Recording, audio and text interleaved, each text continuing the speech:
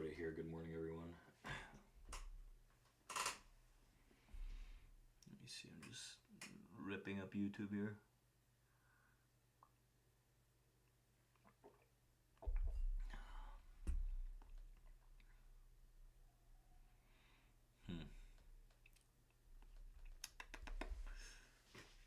Morning.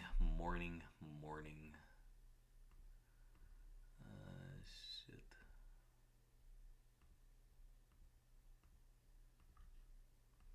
I really don't know what is going on. It's always like this. I try to stream and then just like everything goes crazy.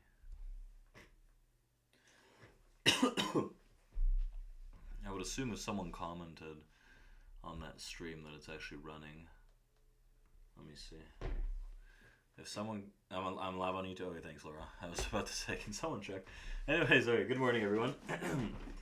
Hope you're all doing well. It is Friday, May 3rd, and we had some interesting movement over the last few days here. We had NFP this morning, which we'll cover. We had movement from yesterday. We slightly broke last week's highs, or I guess this week's highs. Was that right? Yeah, okay, they were made on the they were made on the 29th. So hope you're all doing well. Let me see here. This Streamlab. Alright, that's weird.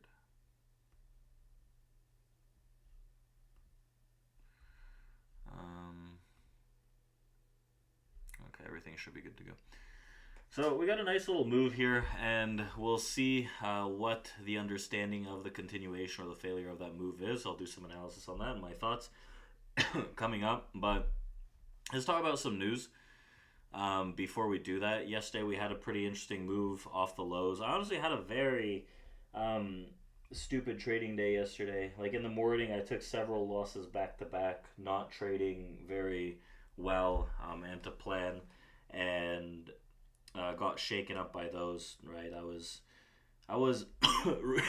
whoops, I wasn't reacting well to the information that I had, because in our stream, what was going on was I was looking at this and they were selling aggressively, and I was like, holy shit, this is like the most bearish dumb I've seen in a very long time. Massive seller, and I just didn't execute well. So being an analyst and a trader are two very completely different things. So let's see if we can continue that stride that we had into yesterday's afternoon, right? Buying into that mid 50 and holding for this 100-point move. So let's take a look at some of the news that transpired, and I'll talk about the plan for the ES and the NASDAQ today, along with some learning lessons from yesterday, sizing down even more, right? Because this whole week, actually, the beginning of the week I was trading minis, and then I sized down to micros, several micros, so I can just get back into the swing of things, which is great, because yesterday would have been a very bad day.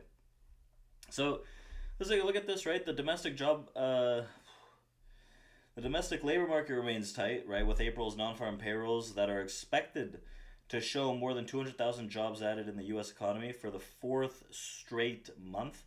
The figures that came out, however, right, the expected was 240. It came out at 175. The average hourly earnings were 4% versus 3.9% that actually came out.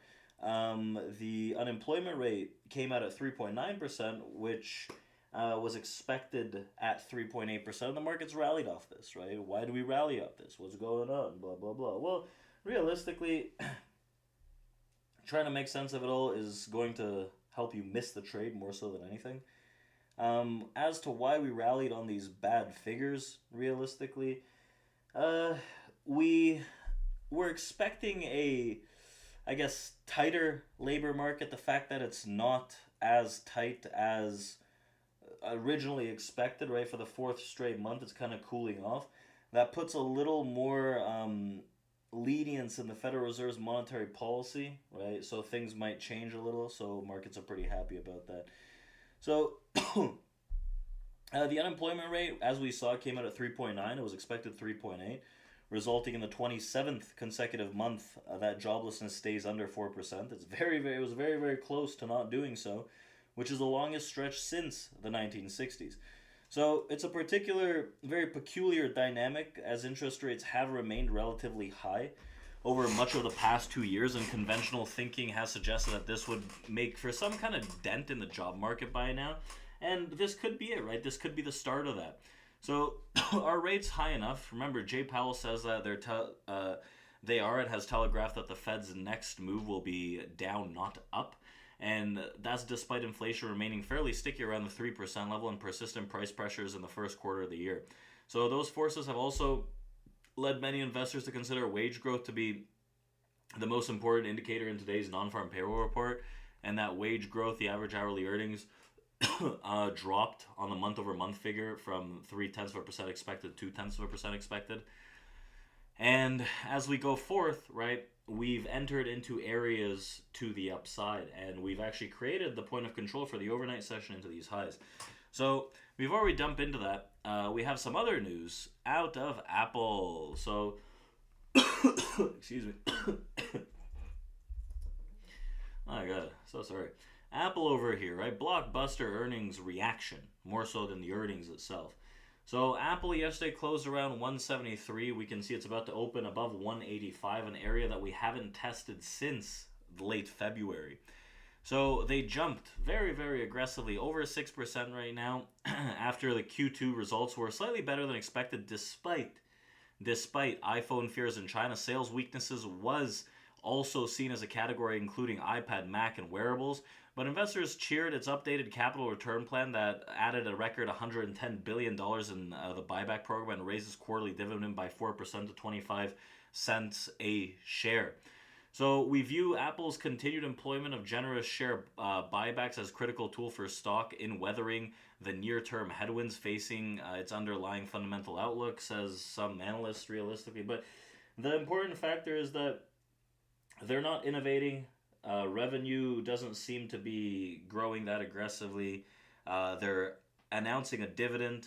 The only thing that's causing this thing to actually be propped up on a price perspective is the buyback, which isn't anything to, I guess, increase long-term value, right? It's a very short-term play, which causes this thing to rally super aggressively. And I honestly don't know how much more this can sustain to the upside.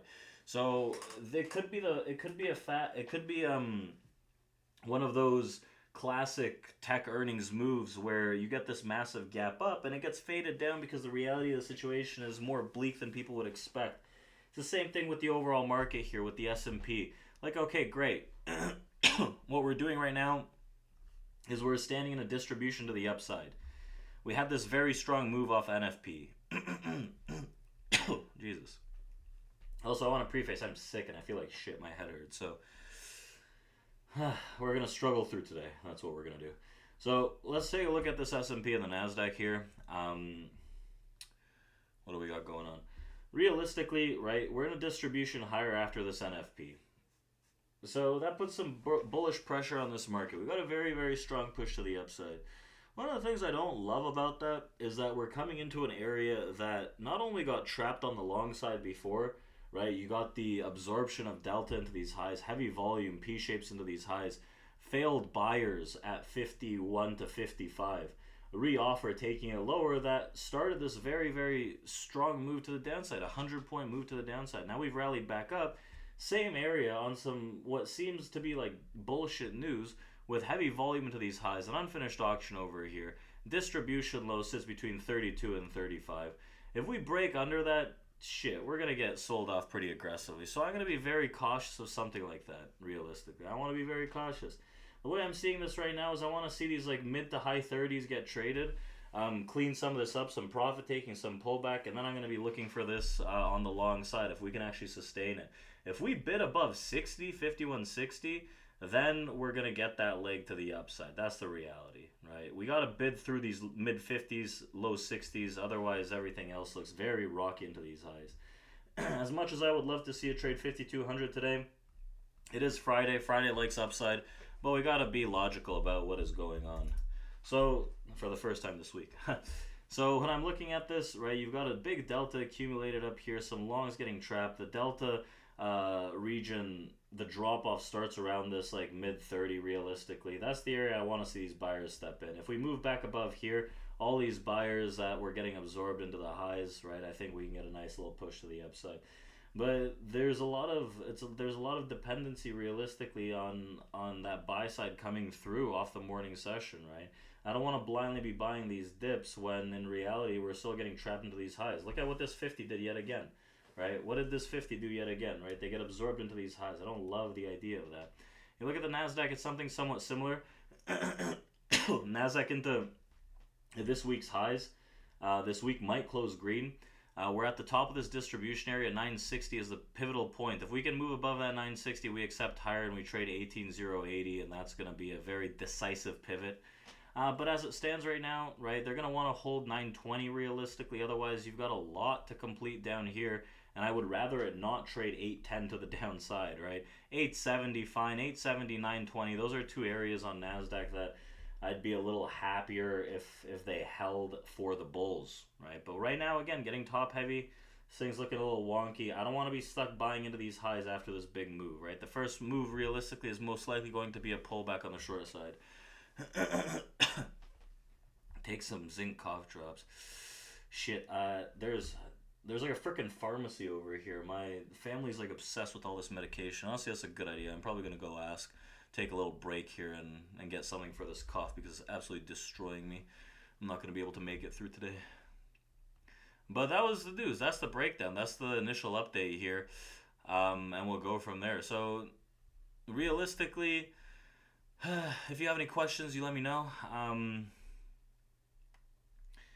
And I'll put Steven on here. You can do the oil update.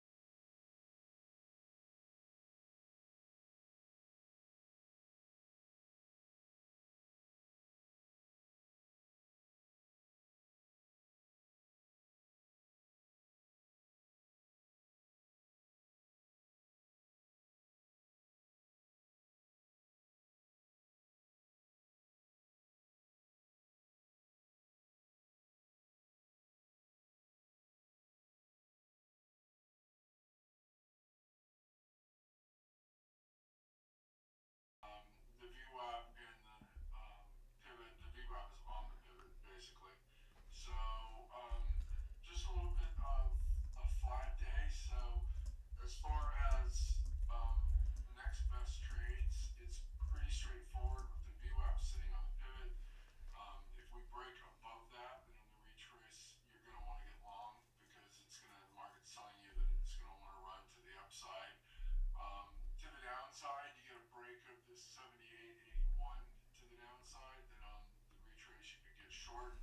Um, Otherwise, and I hate to say this because it really kind of sucks, but it could be just a rangy day with the VWAP pivot at the top end and the opening range low on the low end, and it's only about 30 cents, which if you execute right can be fairly profitable on each leg, especially using like a 918 kind of bracket. Um, but it's just kind of boring to trade it. So we'll watch it, trade it, let you know what's up. Victorio, back to you. Perfect. Thanks, Buxy. Whoops, I was muted. Thanks. Give me me a second here.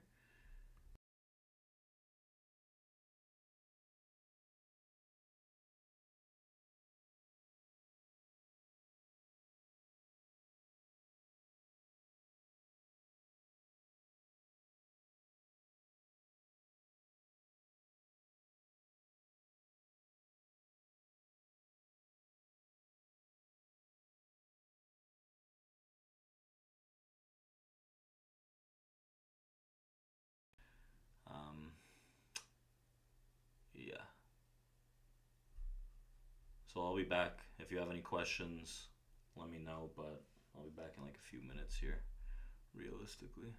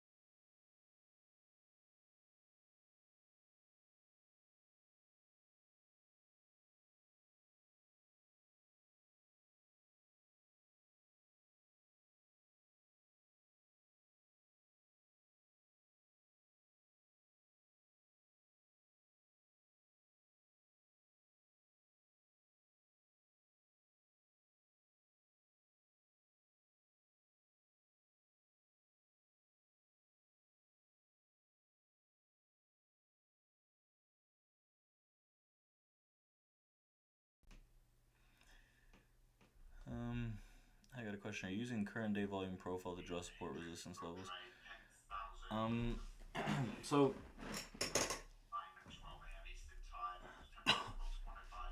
dude, shut up.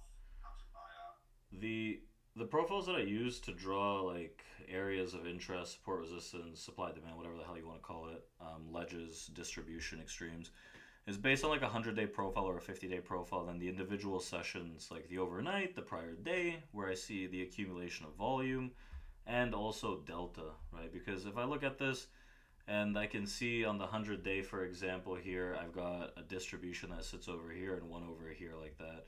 So like the extremes where these distributions start are going to be very important areas for myself to look at trades and see how volume might have traded at those areas on the overnight.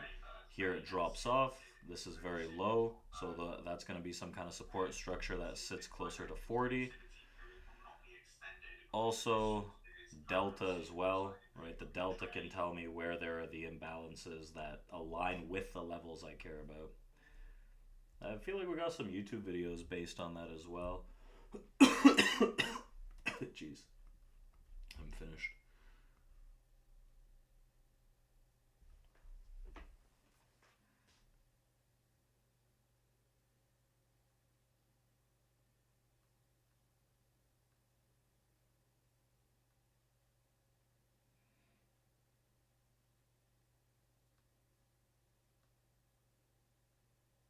Morning, Vic.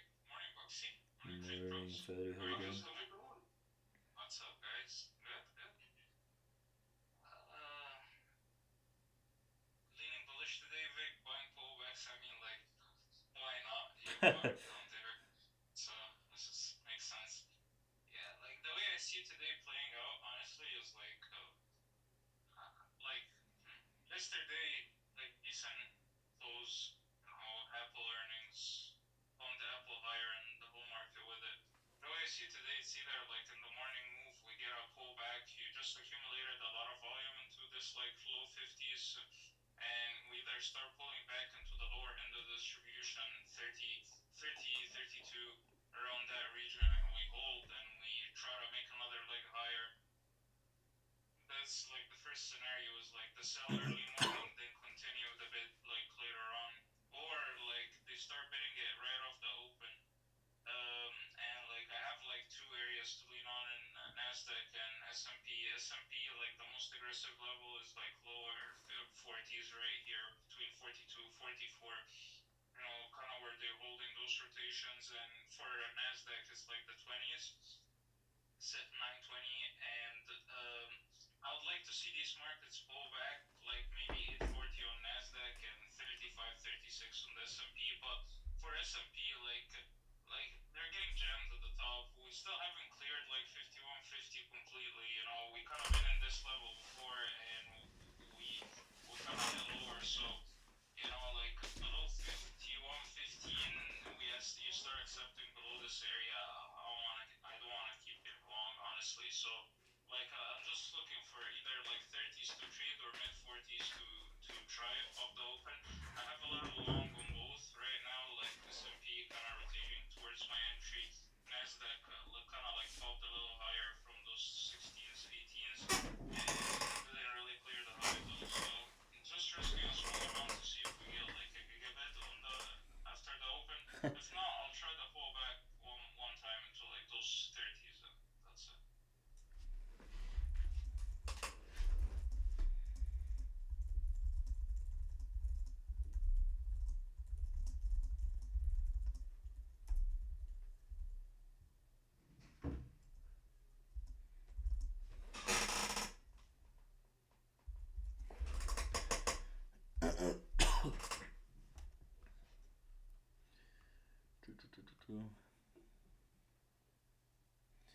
Do I use time and sales at all? No, I don't. I don't use time and sales because I get like the information pretty much from these like middle columns on the market buy and sell. And like if I can tie it together with the delta, it's very similar instead of watching two of the same thing pretty much. I don't think oh shit, I almost clicked. I don't think it's I don't think it's bad or good, right? It's just a preference that I don't find too much value in.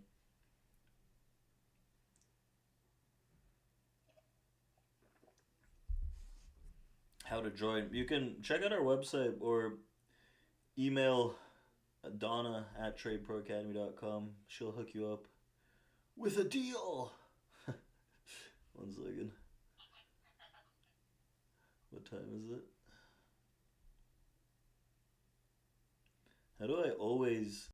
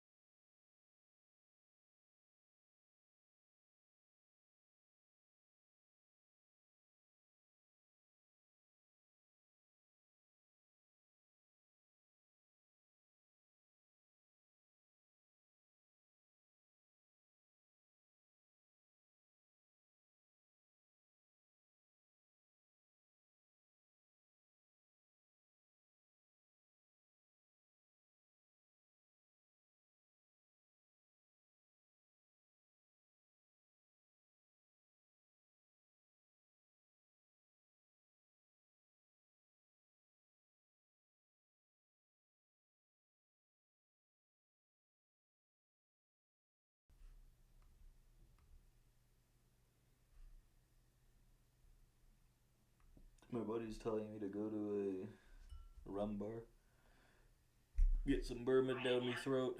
Yeah, a little bourbon, a little dark liquor, so I can soothe my throat.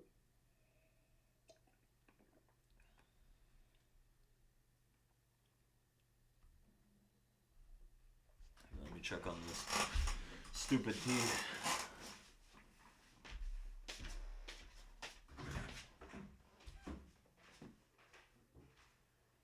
You're making tea too, Vic? Damn, I'm contagious like that.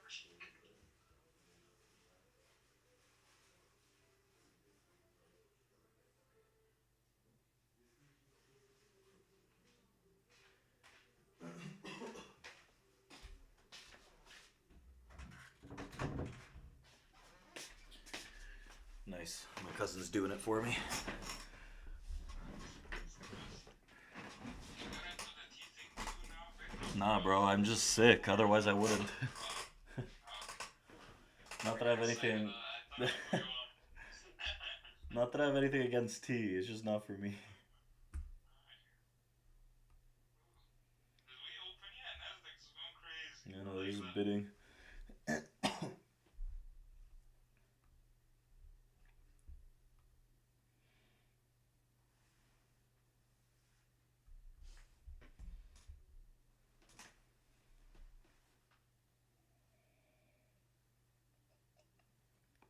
That's why I got long pre-marked. I was saying it was like it's either like we get the pullback or you get the early morning move to the upside. So Nasdaq, the previous stop sits around the 60 though. Big one here. I've already closed my lungs from yesterday, this morning. Nice. No, you look. You as a dip buyer, like you get the first dips on the move. I know it. You know, you risk it for the whiskey. Me, I like to see them like give me a little something. Then I try. Yeah, but I've been buying the dip for the past week. Yeah, look, as long as you do it off good levels, you know, decent areas, like entry into like your analysis is proper in terms of like the pullbacks are into distribution, clean areas, and you follow like a DOM confirmation, you'll get away with it. It's just I like to give the winning side there. As long as you do it consistently, you'll get away with it. Yeah, yeah. Well, The key is you're right. never quit. Yeah, but for you to never quit, there's another scenario where, like you run out of money. You know what I mean? So, Nah, but nah. like for you, you've been in the game.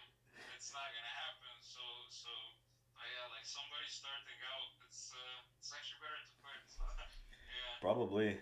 I gotta close these options though that I bought like at the beginning of the week. They're like, they're not. They haven't done that well to be honest, but like they're green, so like whatever.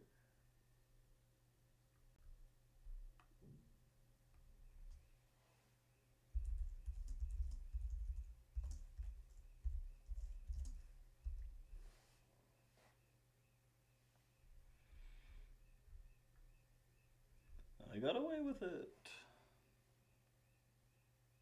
That's good, Vic. I'm happy for you. Thanks. I'm looking. Dedicated I might dip start selling the buyers. S&P though, honestly. Dedicated dip buyers deserve some love, Vic. I'm gonna start selling some like smaller little feeler here into this 53 on the ES.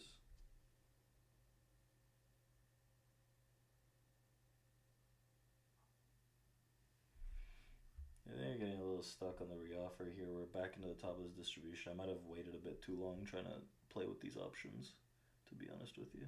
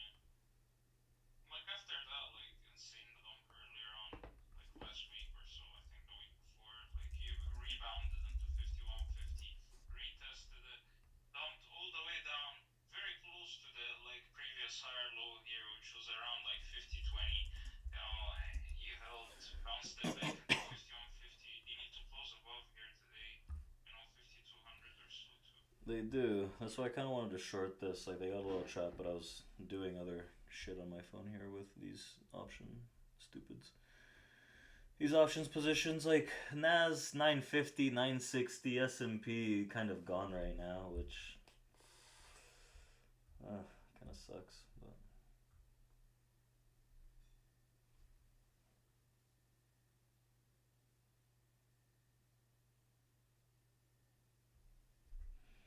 just gonna wait.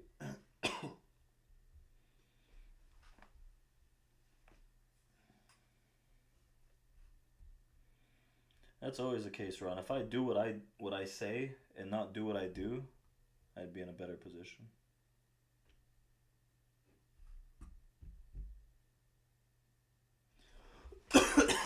I'm not taking the day off. I'm just gonna ideally not trade as much as yesterday. Let's see here. This is like an intermediate level. Remember these like mid 40s from last time? The last time we were in these areas, I tried to buy it. I got stopped there. They're not really buying it super aggressively right now.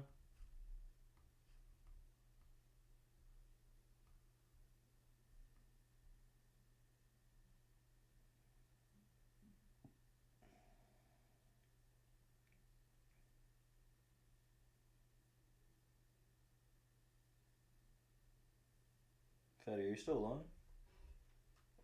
Like I tried a long pre-market, took profit, some like the rest got stopped at break even. Good trade overall, but like right now, no.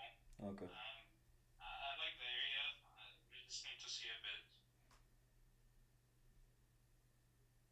I was just asking.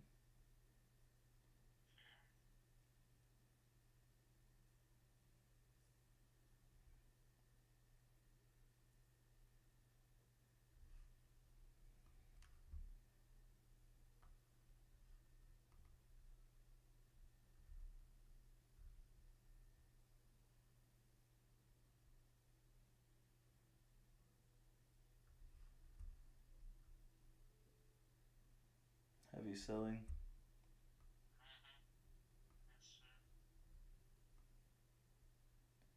That short went right through my fingers. Well, not really. I was trying to offer like 2 points higher than I was trading.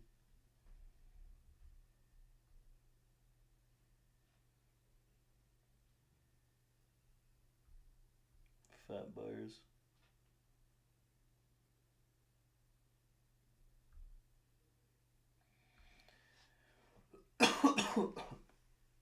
My trades right now, if I'm gonna stay on the long, is gonna be lower and or higher.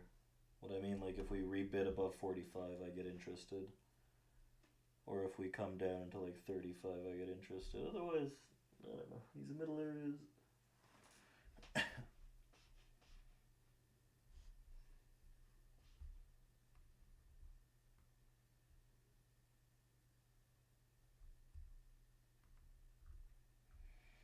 I think NQ is a better short into these regions. Like I was saying, 945, 950 area. What the hell?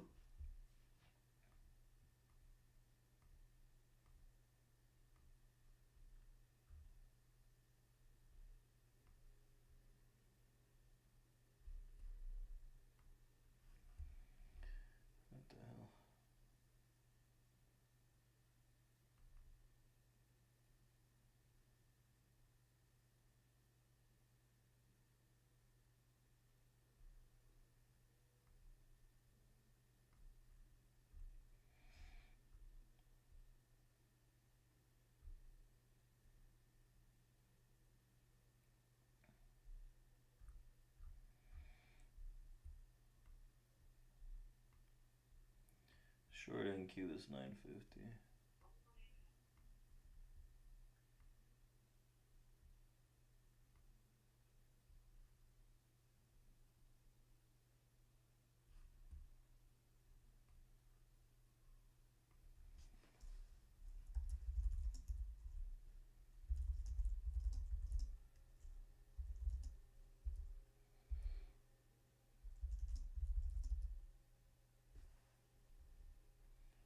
The offer is a bit stronger here on this shit.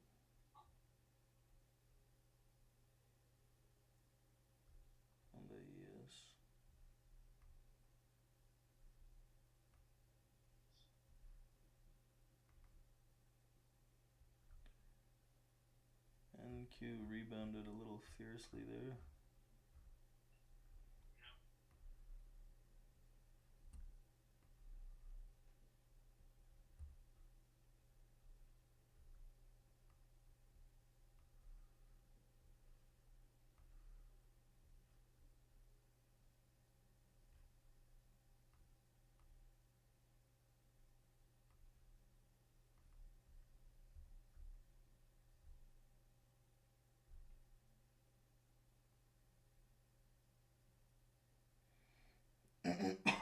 ES is catching a decent bid into that high 30, but I didn't see anything that I loved necessarily for me to get long.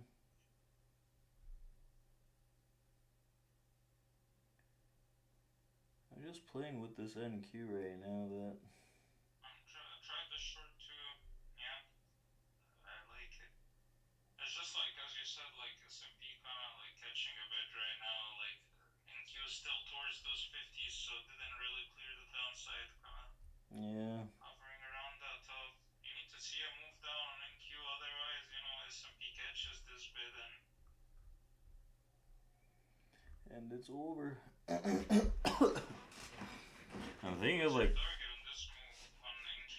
I was just about to say, like, I was thinking of just like taking maybe some at like 20 points and seeing if it could run, because it's just like jumpy right now. If you like the side of the market, S&P is strong. Off the high seen after the data, a little bit of a choppy open since the cash open. Meanwhile, spot gold, quite a notable move on. I believe pre-data levels now down about spot 8% with session at 2285 area for spot gold compares to earlier peaks of 2320. Just looking in at treasuries, T-notes are at the post-data lows just off the 108.27, which is about half the move we saw on the release. Meanwhile, the dollar closer towards highs, where the dollar yen showing a bit more I might have missed that one-touch bid on this CS. about halfway back.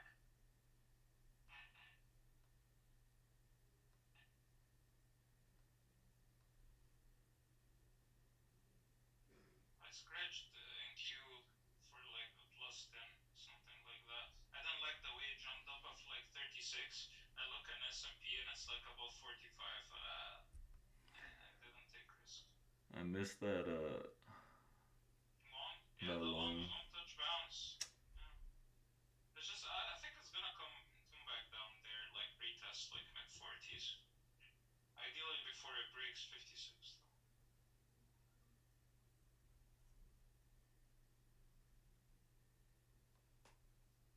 50. Showing the hand. 50 right now. Like there a lot of delta here on the ES. Too aggressive, too quiet now.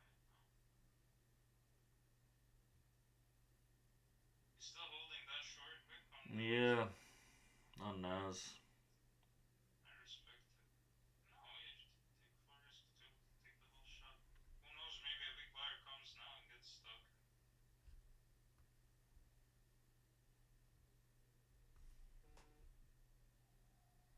It's too fucking strong. I got stuck out on the rest of it. Stream.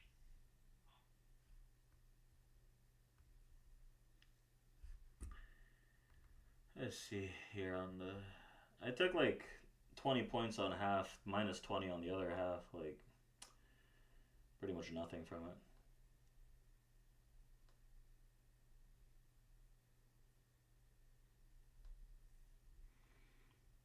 The S&P ran up pretty nicely here.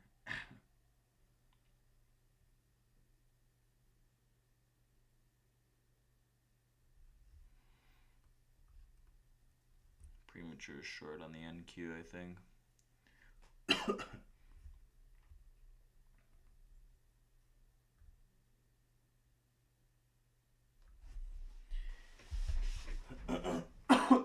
Nothing here on the ES yet.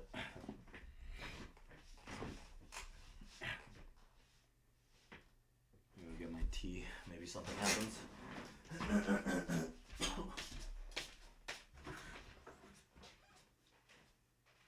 Seen another big treasury block in ultra 10-year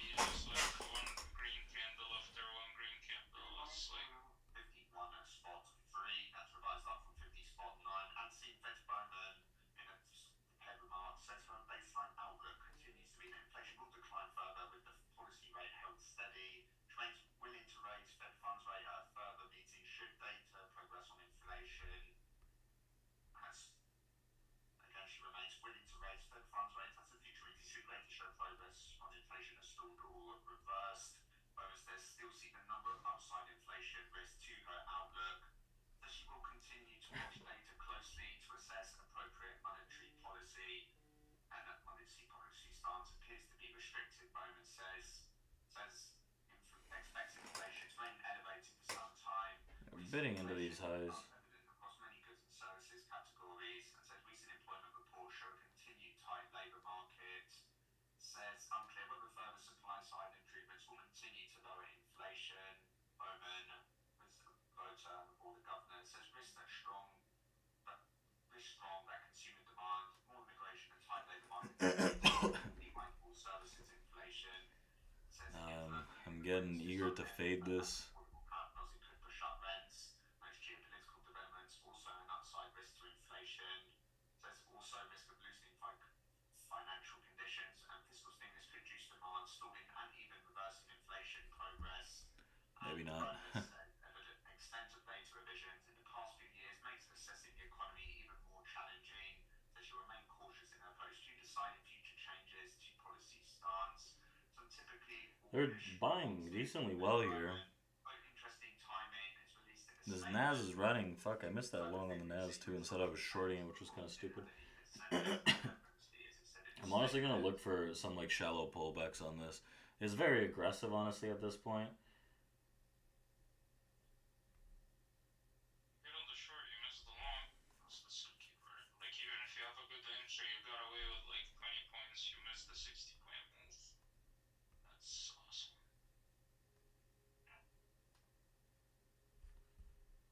I think like, I don't know, down to these low 50s looks pretty decent on this.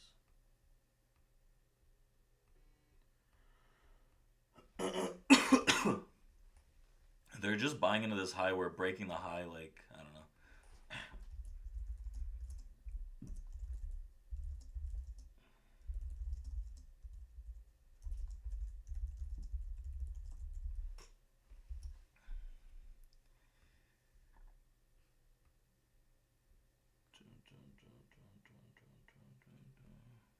It's a shallow pullback here.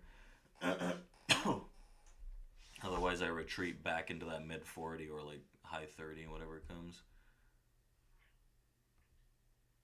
Yeah, I see. Good plan, but you're trying to position long in front of this next pullback. You cleared the high, so should continue up from here. It's a matter of will you get the fill.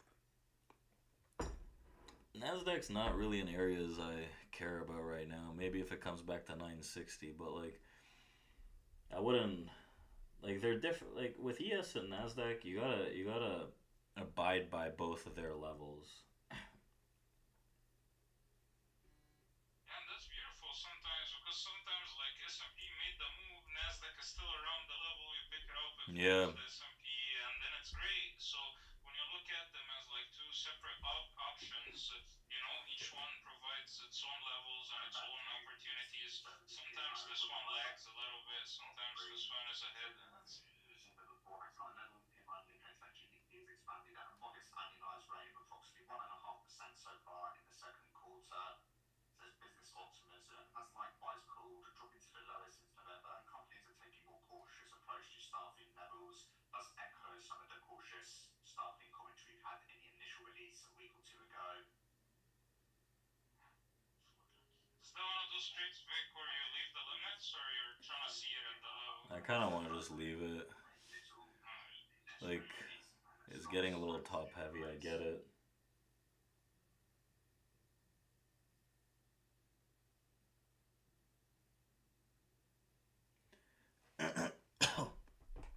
But I don't want to really be short into these highs with like all this buying. Nas is looking a little top heavy here too. But I think it's just like shallow pullback and then rip. That's how I see it too.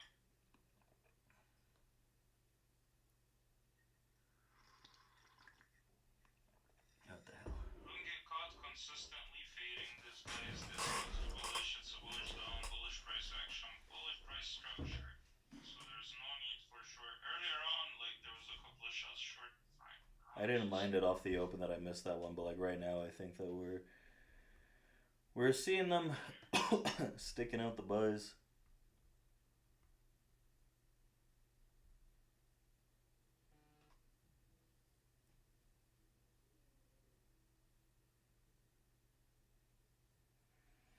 Like every reaction that comes in gets eaten up on by the buyers.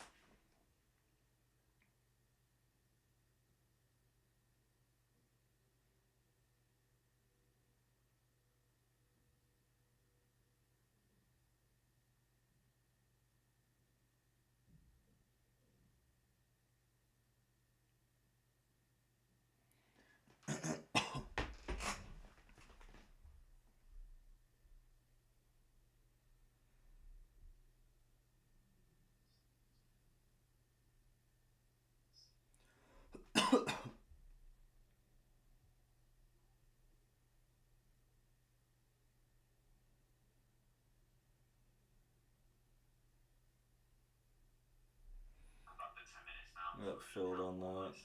Let's see if they can run. That's it, left 30 up to 52 from 51 spots before. Nicely played always under the close attention.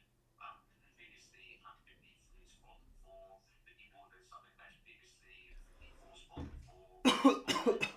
Again, into the Harvard Business Activity Index, previously 57 spot 4.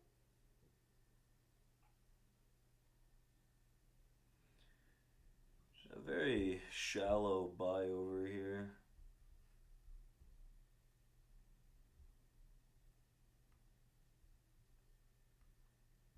But it's starting to run right now.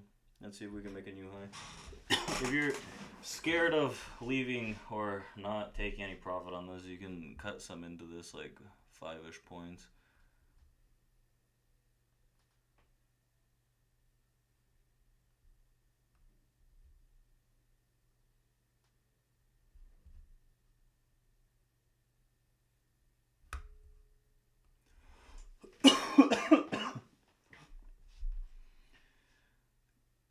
Where are the buyers I saw earlier? Show yourselves.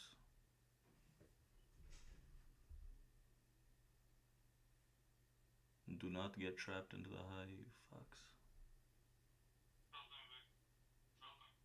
I'm trying, bro. Fill them with a cap roll, you fucks. So they know. So they know who it is.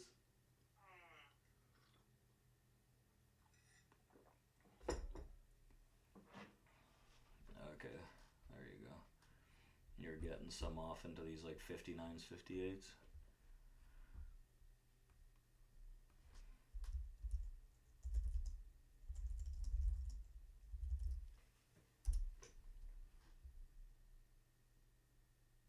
Maybe I take one more.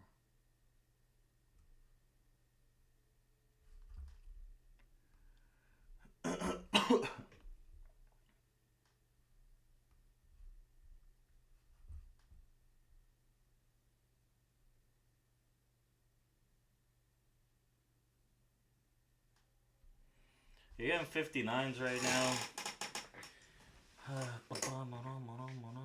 Let's see if this is actually going to be one of those like trends. Yeah. Because you're breaking through all these areas. It's not gonna give you 52 again, I'm just saying. Like, that's basically, that should be the shallow pullback, you jump on and continues higher. Back to 52, you start getting into rangy sideways with a slight edge to the ball. Yeah, I don't want to see that. I like the buying 59.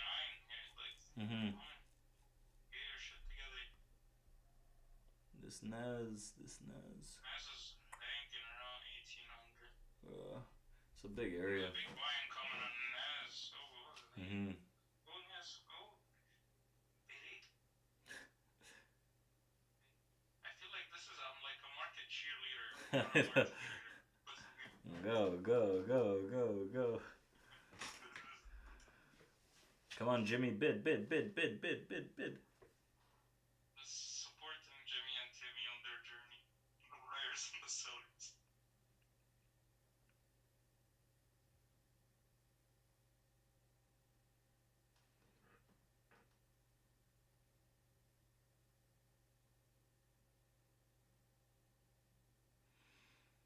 $60.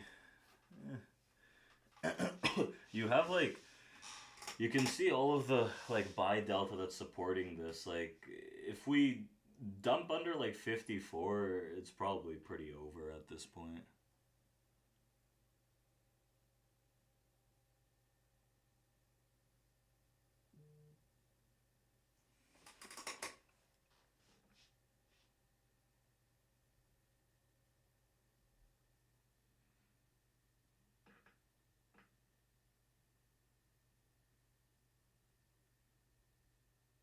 Like every offer gets rejected by a pretty strong buy.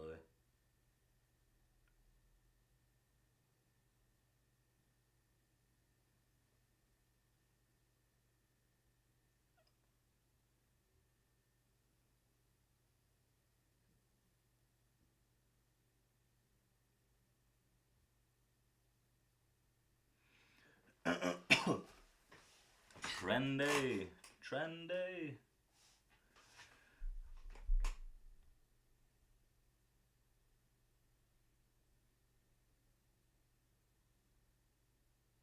5170.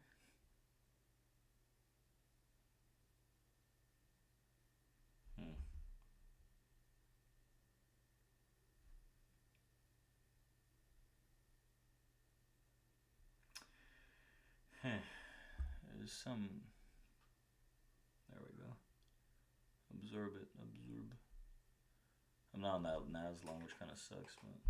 And Japan Finman Suzuki says That's will not life. comment FX levels. Japan Suzuki says will not comment on FX levels.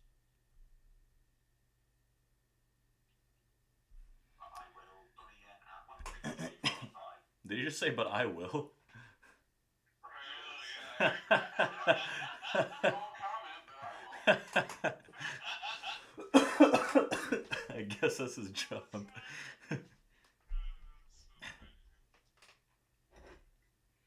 I love this reaction here. I would have imagined much more of a party to the upside when these guys rebid this aggressively.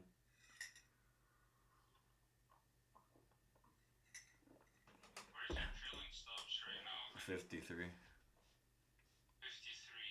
Yeah. I'm gonna copy a pic. Any necessary stops coming out of your bank account? Because I usually drill tight. But like, see it. Curious. Have undue impact on the market. Naz Naz has a lot of like big buyers at this like 18015, like 300 on the positive delta, which is like kind of getting absorbed there. It's kind of struggling if It's just Naz. in the middle. The area low Nasdaq is kind of like in the middle of things. So in my assumption, these are just like big buyers that are getting stuck momentarily, and they're gonna continue this upside. Honestly, like I see what Vic's saying. A lot of buyers getting absorbed. It's just like there's no volume in this area, so I'm not too worried. I think they'll clear it. Yeah, This is Naz small like pause. at that 015 on Naz, it's a pretty big area before that 080, so I'm not necessarily surprised. I just back to Japanese Finance Minister Suzuki said forex levels should reflect economic fundamentals. They're getting kind of absorbed into this high.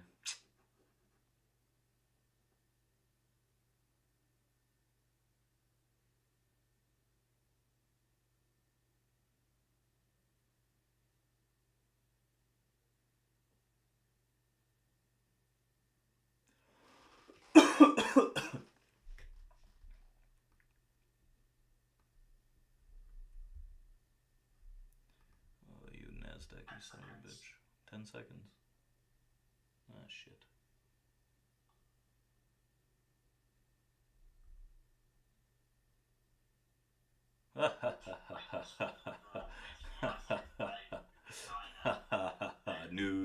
News. Sell one more.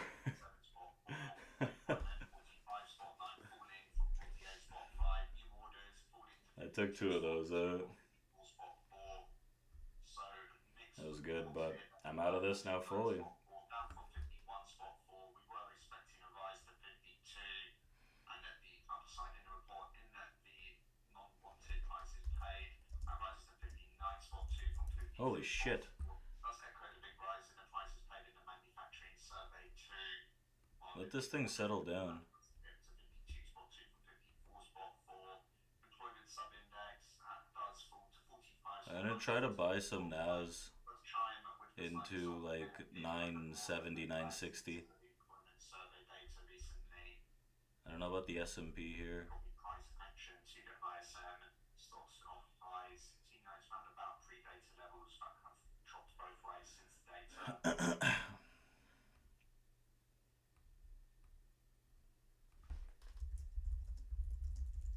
more from Japanese Finance Minister Suzuki. Says if currency moves are excessive, we may need to smooth them. And it says it's desirable for FX to move stably, and high FX volatility is undesirable. As the Finance Minister says, rapid currency moves are undesirable as they would hurt households and companies.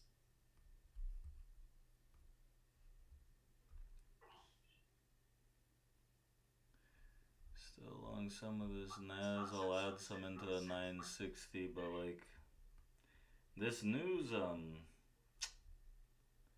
it's getting more selly than I would have expected.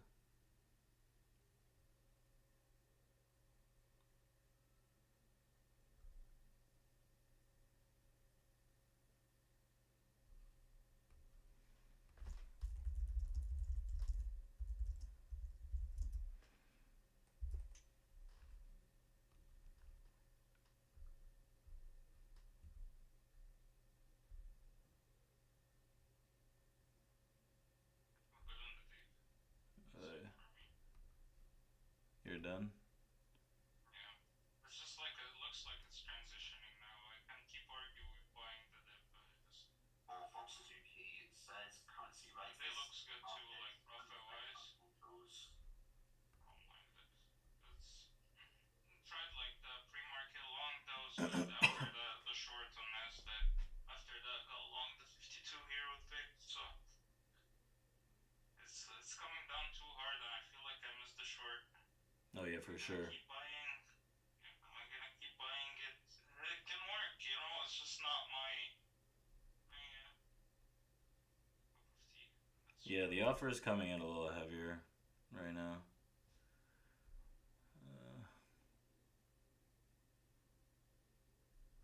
Was that like news driven or it just happened? Because like he talked and it pumped in higher, 10 points higher, and then. I don't even know honestly, but I don't really care. yeah. I'm just looking at this like I'm glad those stops were there honestly.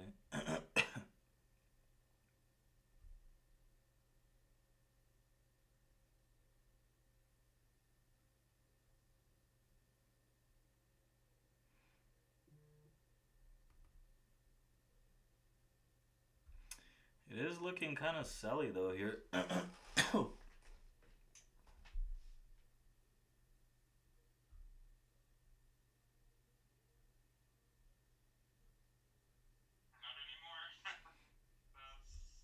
That's the market. Yeah. What do you think, Vic? 160 one more shot, 960 on NAS. Yeah, like I'm still long NAS. I'm thinking like, do I get long the S&P as well here? But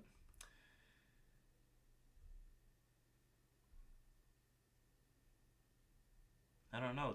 They're selling this a decent bit here right now, which I don't love. Okay, I'm no longer long NAS.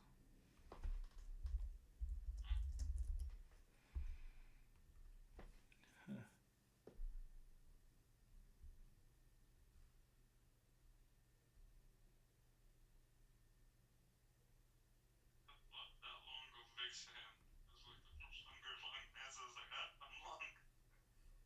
Let's hope me cream. I'll wait for ES lower.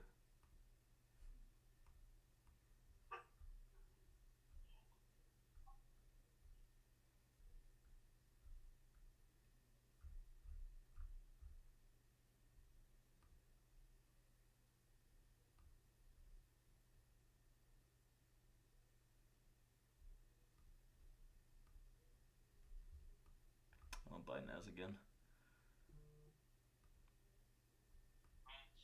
It's too heavy, man. I bought it again. Savage.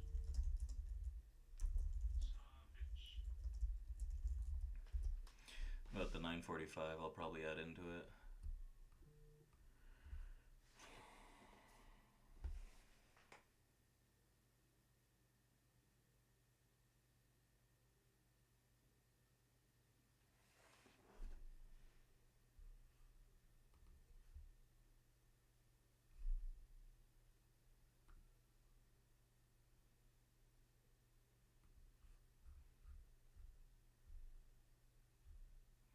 With the S&P, these one touch bounce into that like 38. They're just kind of getting away from me.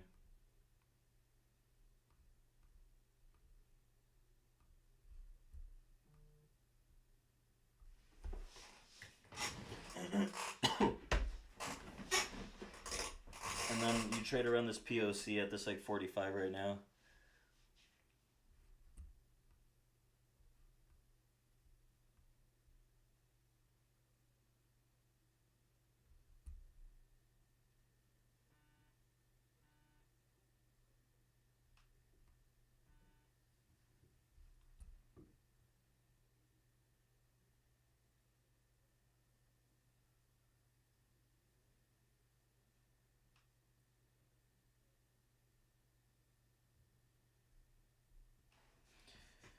I kind of want to see if we print a higher low here on this ES, like into this area. It's kind of like a midpoint pivot. You trade like low 40s or something.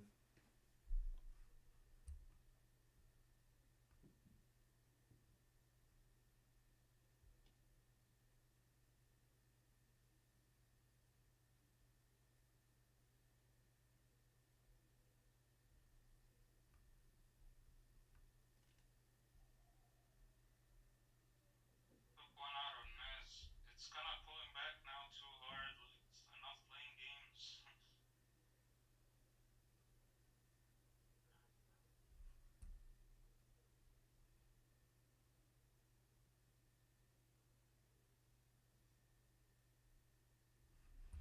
Yeah, these sellers are kind of nasty. Looking at this S&P here on the offer, jeez.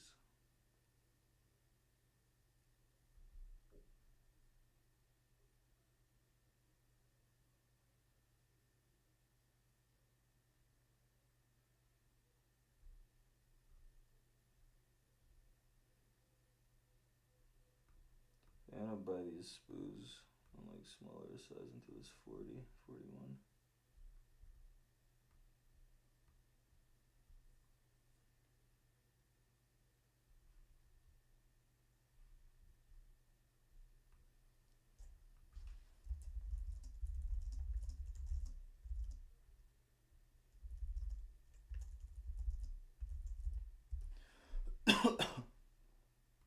Jeez. These offers are going fast. I got taken out of that quick. The offers are heavy here.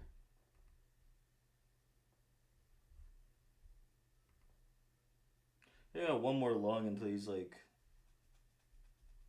high 30s.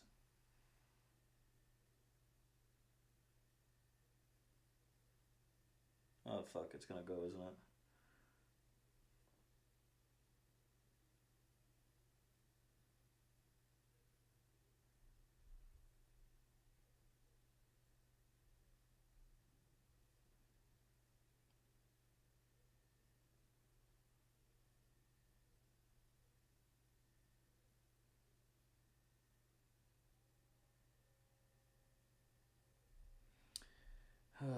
Do I buy it at the same level?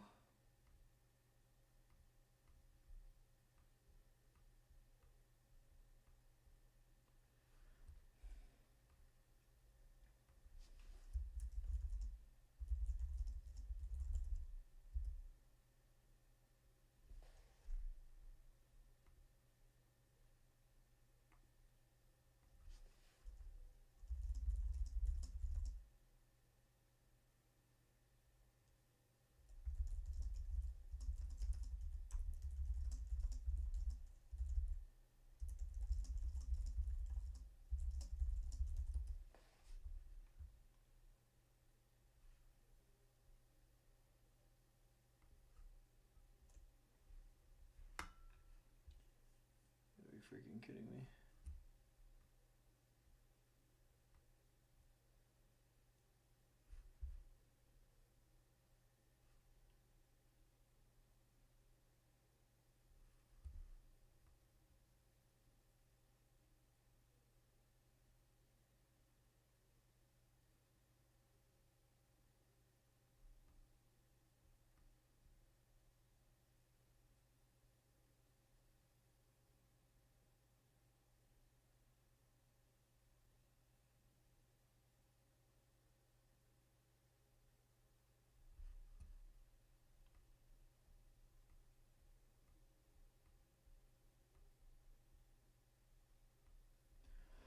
Let's see if this prints a higher low here. It's getting very touchy, honestly.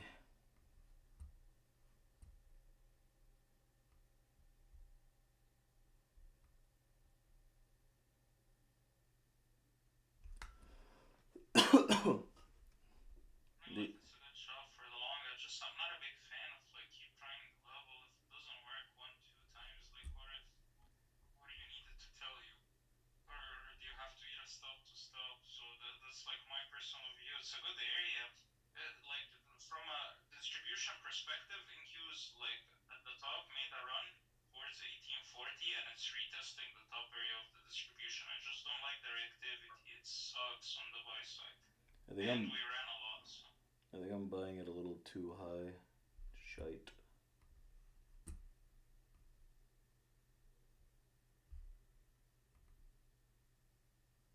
Instead of buying this area here.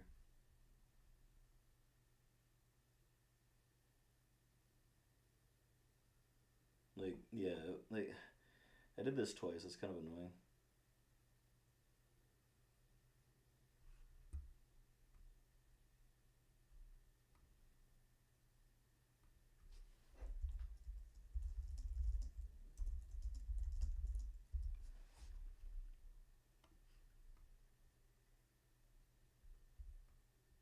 Like, this is like the better area that I would have liked to buy, honestly.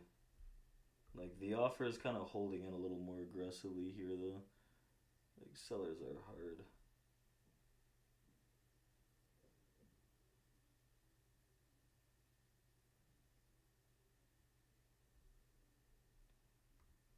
This is my last long at the area that I cared about. Otherwise, like, you start dropping through this, like, you're gonna start flipping to the downside. And if I miss this, I might just be done on the day at that point.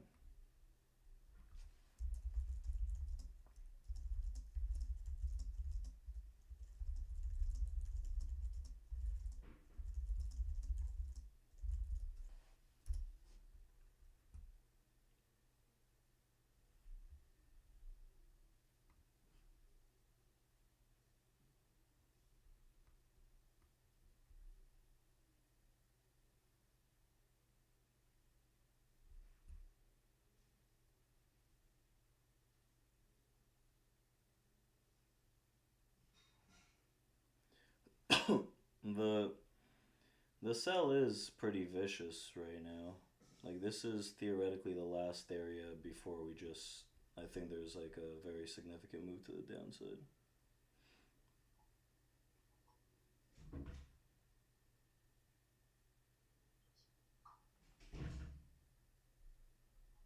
Like, shit, every offer that comes is heavier than the buy side right now. You're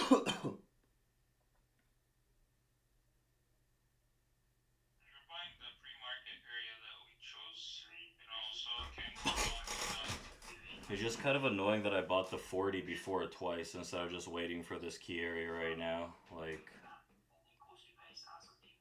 fucking noob. This one goes, it pays for everything and more.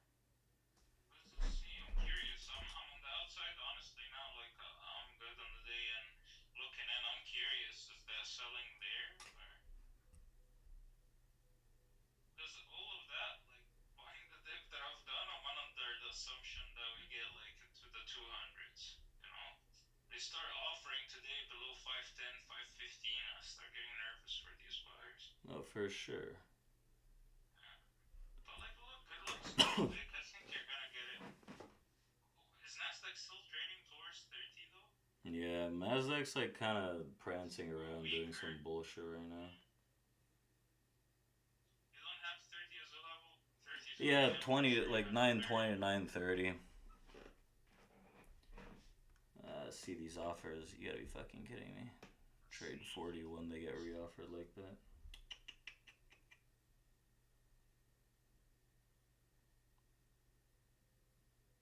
Yeah, Naz is under, well, Naz is at a key area 920, 930.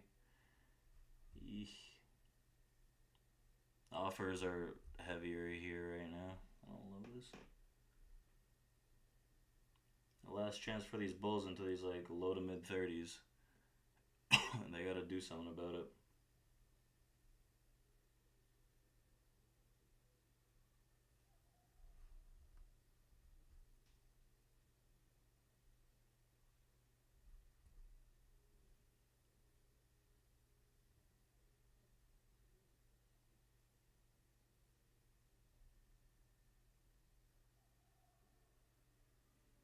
All these rotations, buy side, maybe continuation.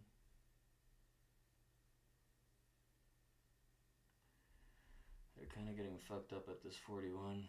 You might want to trim some profit into this area, honestly, the way that this is going. Ah, shit, one of my stops got moved up automatically. That's a sign that we're gonna. This is a sign that I'm fucked. No, I think it'll go.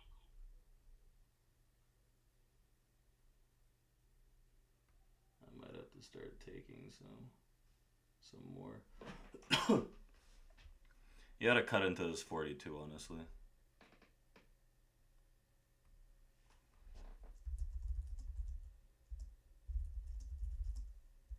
Offers strong. Under activity and the Fed. Strong.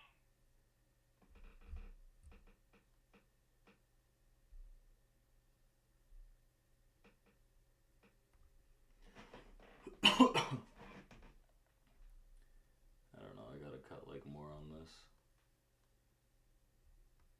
Cause like right now it's not like the most bullish dom I've seen per se. It's just a key area. I was just jumping in those 40s way too soon, like into that 40 instead of just trading into that like high to mid 30 like a normal person.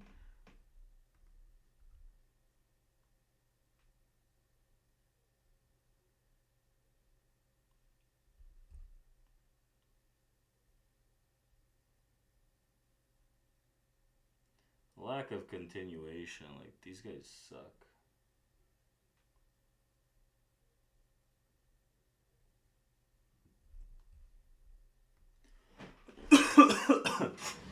Alright, I'm out of the remainder of those.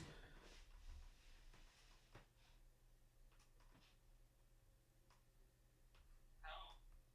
You have to break even. It automatically did it, and I'm not gonna argue with that because like the offer is coming in heavier here. Like we're flipping the structure, the sellers are coming in more aggressively.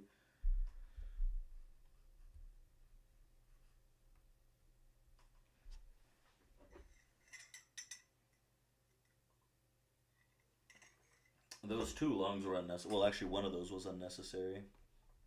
The one at 40s.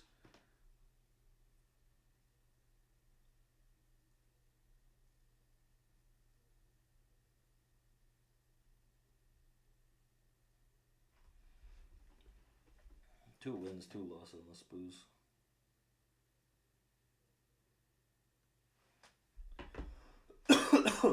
I don't think this. I'll put this early exit pull. I don't think this buying's really going. After we like rebid above this and like reoffered, I should have flipped the perspective here. Like the offer came in way too strong.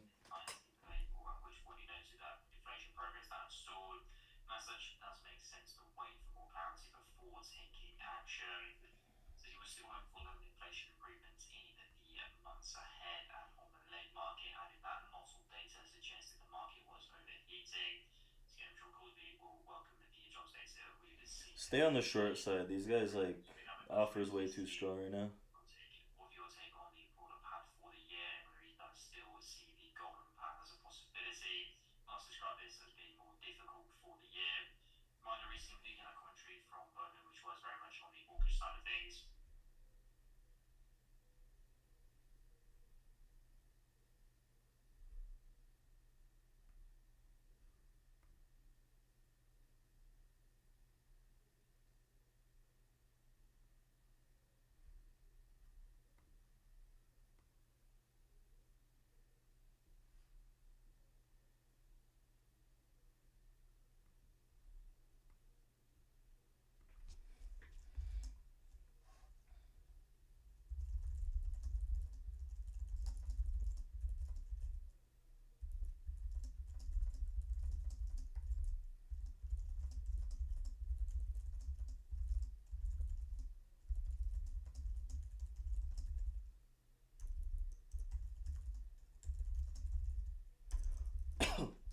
think having like 4 trades on the ES today was necessary, all in all.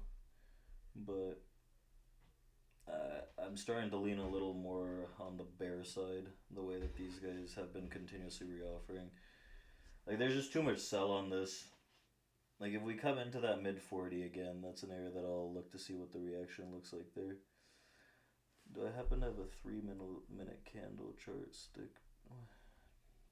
No, I don't have any time charts on Sierra, but you can just change it. Like, you can just change it to time-based chart. I don't have any though. There's literally in the control bars up there, there is the option to just click on the chart and it says like daily, weekly, 1 month, 30-minute, 1 hour, then 5 minutes. So in the control bar of Sierra chart, just pick the chart, click it, then click the time frame you want to see. Time-based chart are not it though. I honestly like the point and figured, like the ones that show you just complete movement. Why do you want to see time? A lot.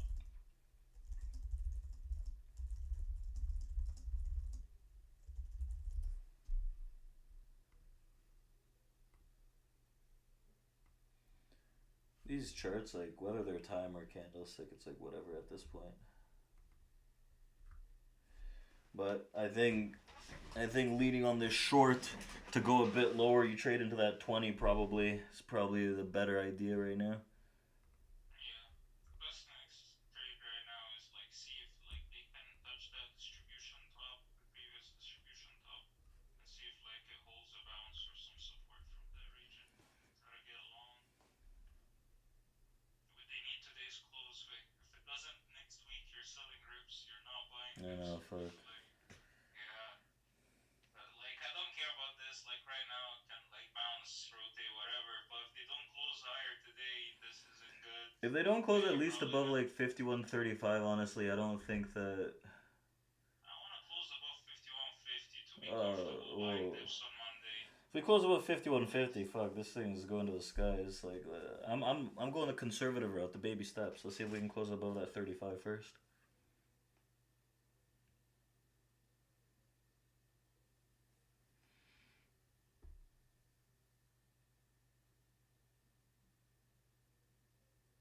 Maybe I have like one more trade on the day. I haven't been trading Nasdaq well today. I'm on the wrong side of the moves.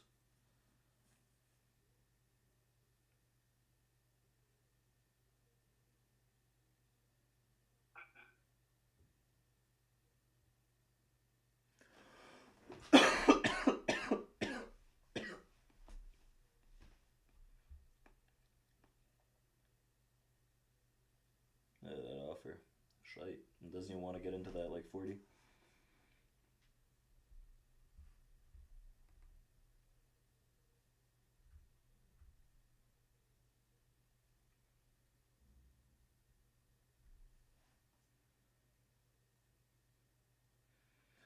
Sell side's much stronger here for a while now.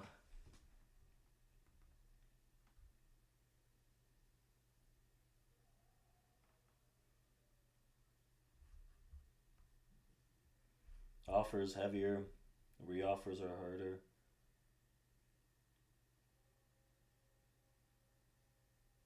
He's having a difficult time on the sell. Getting in, that is, for me.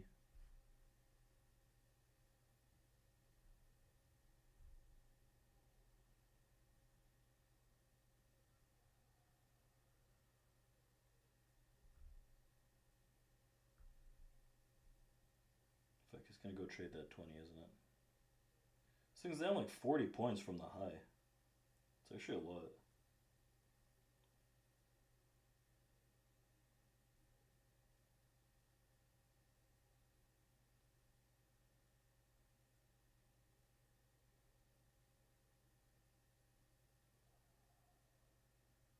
They're selling into lows. I don't think it's done. 25.20. That's a downside target on the shorts.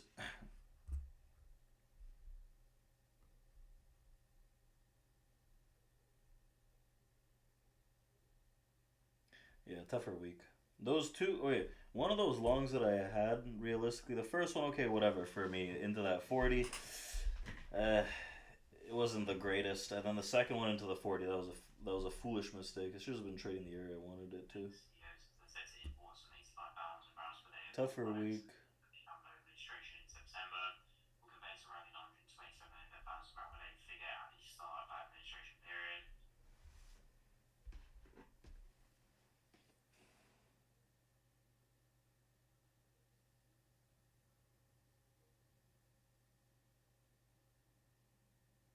This decision I made today was actually not a trade that I took, but one to stop trading.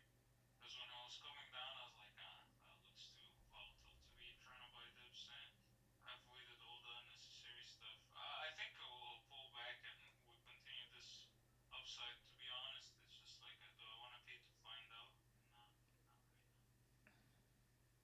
I'm looking at like my trades: two on SPOOs, one pre-market, 52 after the market open. Nasdaq, I sold it with the VIX, then I went back and bought it at 60. Yeah, that's it. Didn't do much today.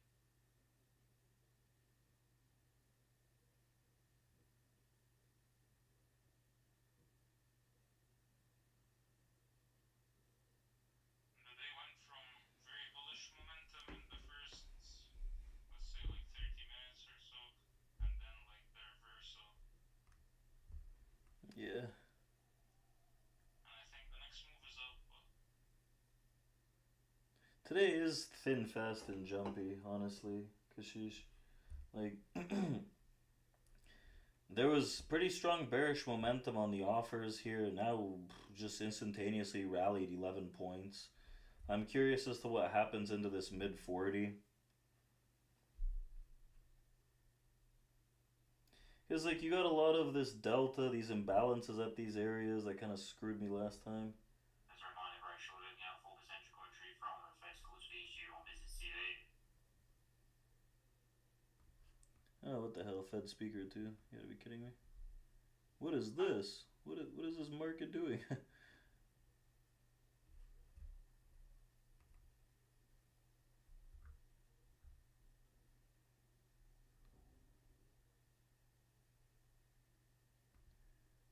It's time for me to short into this 40, 41.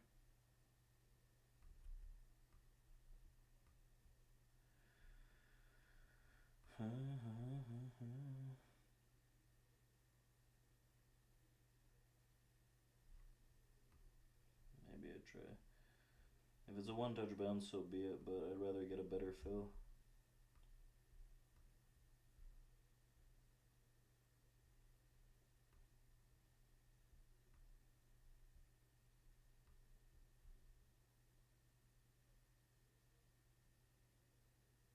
Whoa. What the hell just happened?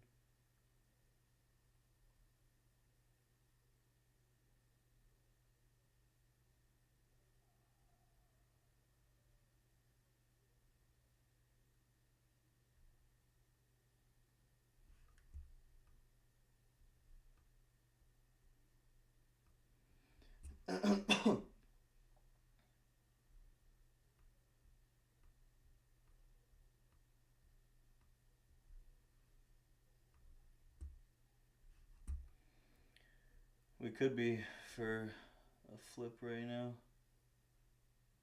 Structurally and order flow wise to the bull side.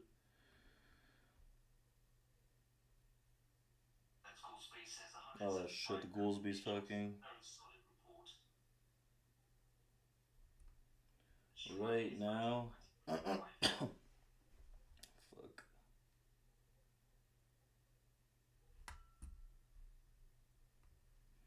Position's probably gonna get nuked.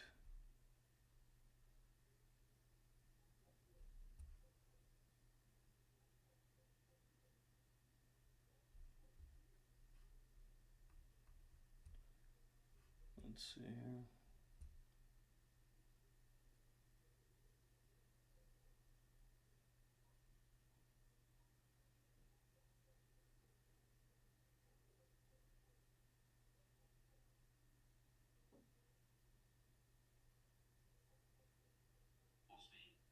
The bump on inflation at the start of the year.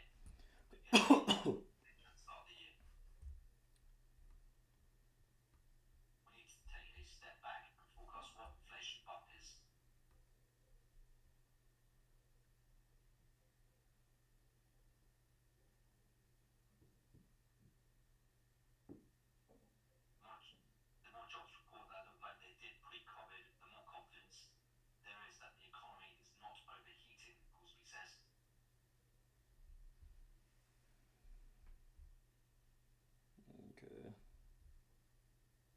Solid move here. Let's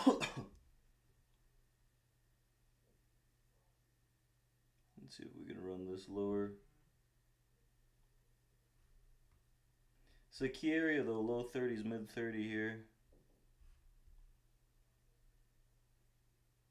Ecclesby, as always, does not like committing even to the next meeting.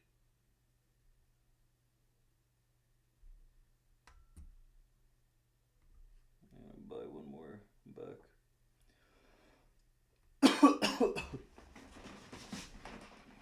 Leave these two.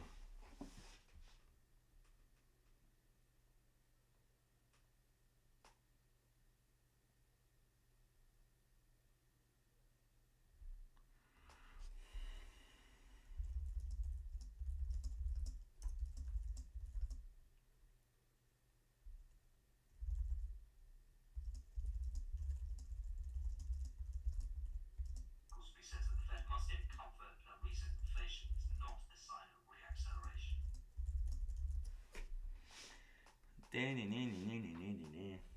Reaccelerate the market dropping a little more.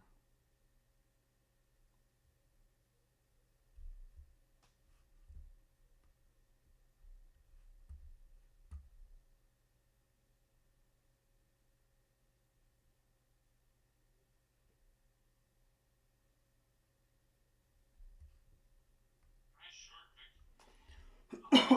Thanks. I just got one left. I think I got stopped on two of them as I was entering though, which is fine. What happened in the job market this year has to be renormed based on estimates of higher immigration. We're still trying to analyze that, Goolsby says. 5 trades on the S&P today. 3 of them good, 2 of them not good. It's okay. I'm okay with that result. And the winners are running much more than the losers.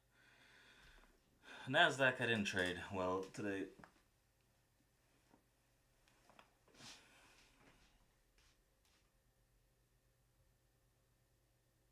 Trying to see if this thing actually wants to break through this low 30 here on the SPOOs.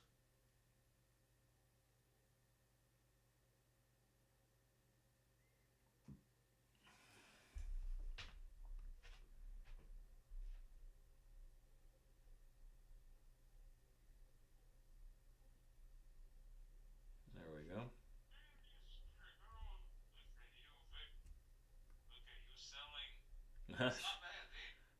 It's not that bad, honestly. I think I'm just gonna flatten it here. Whoa, fuck! First proper sell in like weeks. I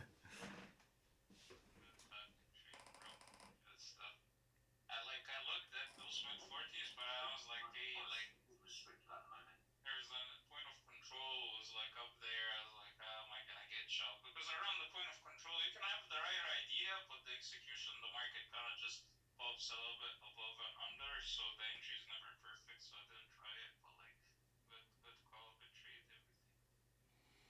Yeah, Evan, my stops are like 3.5, 4-ish points. Like generally around 3.5. Like currently.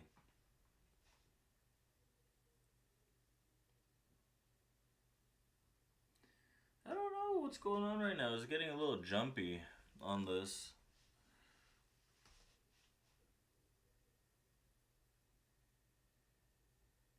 Goolsby says the real federal funds rate is the highest it's been in decades. In decades, huh? I'm kind of tempted to flip on the long side for the rest of the day.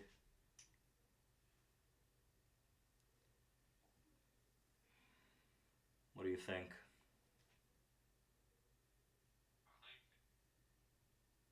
Bro, you just want to see me. You just want to see me get into trades. Me, not really.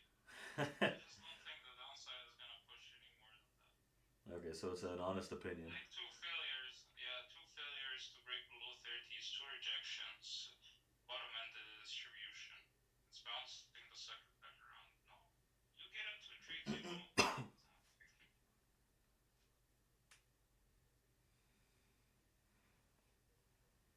It's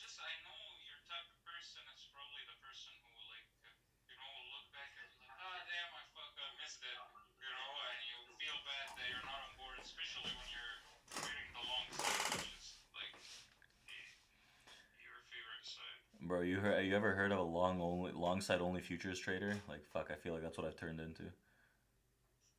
Well done, Mike. Bro, I like right now it's back and forth. I think when Goolsby finishes, the market will pick up a better direction. It's like the bid looks strong, then the offer comes in, looks strong.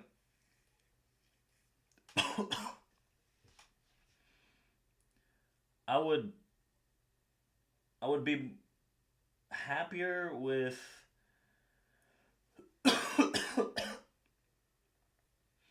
um maybe like 25-20 on the ES.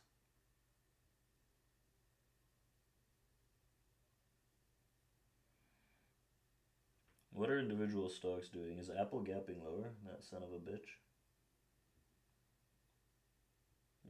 Or sorry, not gapping, just falling. Yeah, it's selling.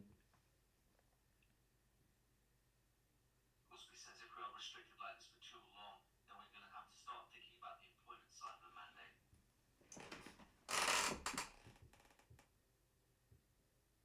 Today's the day. If the market's going, sorry, I would say. I think I'm gonna sneeze, but I might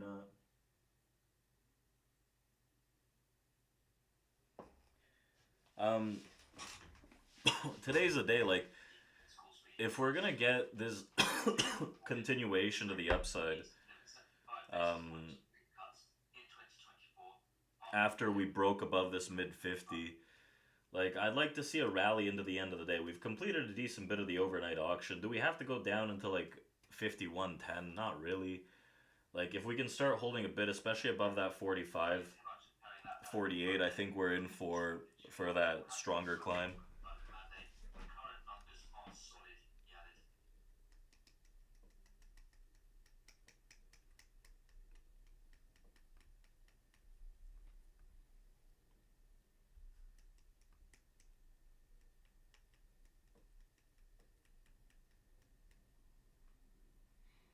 Probably look for like one more Nas trade, honestly, at this point.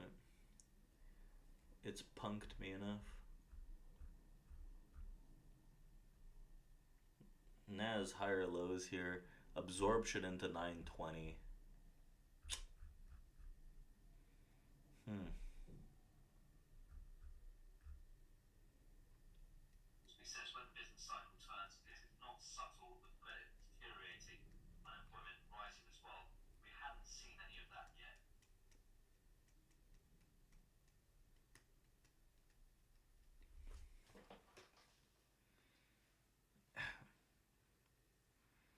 Hmm.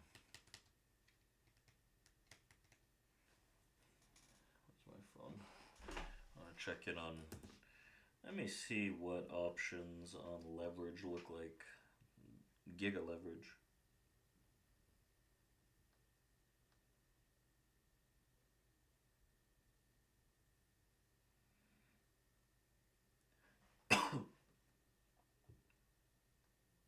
It's pretty liquid, actually.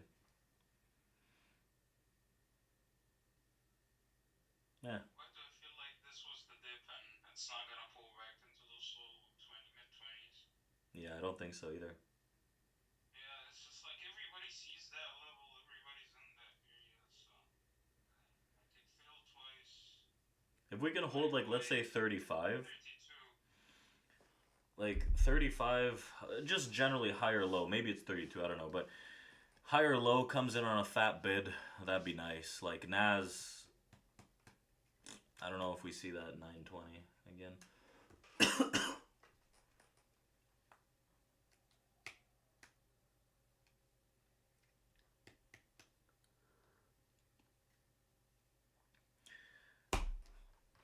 Yeah, it's been a fun day, Randall. Like, as long as you're clear-headed and just like waiting for key areas to show up, then like yeah, it could be fun. But if you're just like jumping in and shit, then it might not be as fun. Like me yesterday. He says we need comfort that the bump in inflation is not a sign of reacceleration. We need to get more confident on whether the Fed remains on a path to lower inflation. In terms of his policy outlook, as always, he wasn't very committal on what was coming at the next meeting and future meetings. He said monetary policy is currently restricted. The real federal funds rate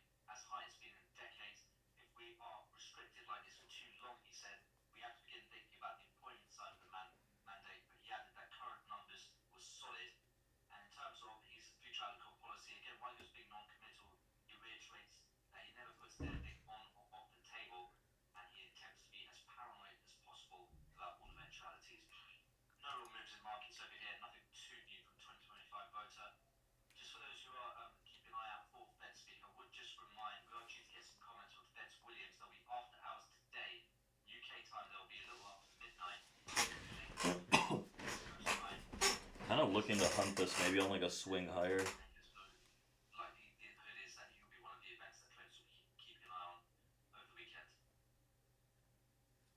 Oh fuck! Here comes a bid.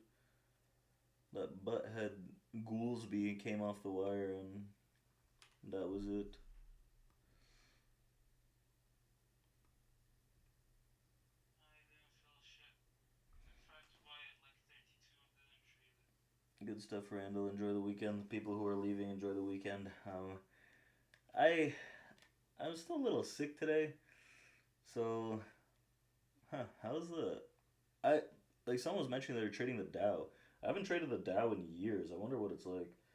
But I kind of still feel like shit. But I kind of forgot about that while I was trading. But I am a little fuzzy. I didn't feel shit. You didn't feel shit, eh, Fetty? No, Vic, no. Just Damn it.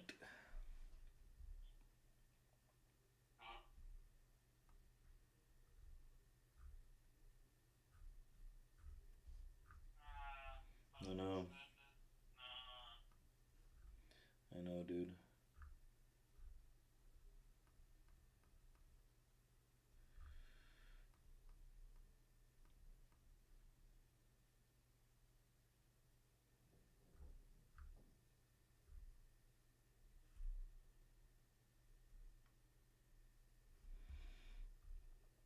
Don't chase by this.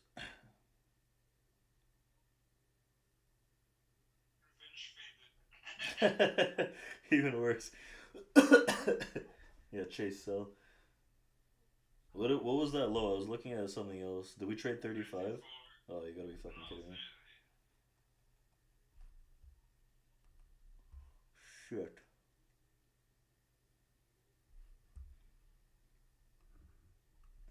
Chase sell it.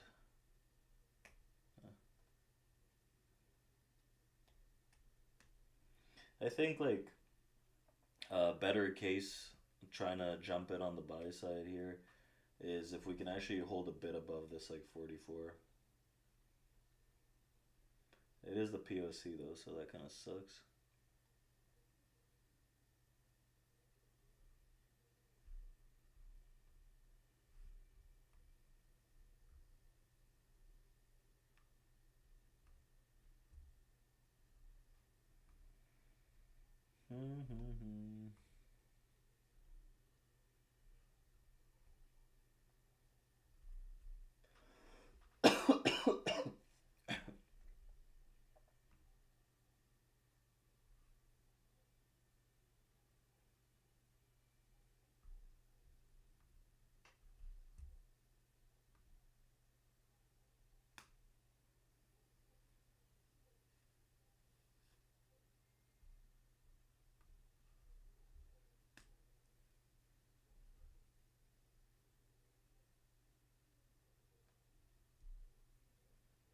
I want to be a buyer, but I want to know where. Someone else tell me where to buy.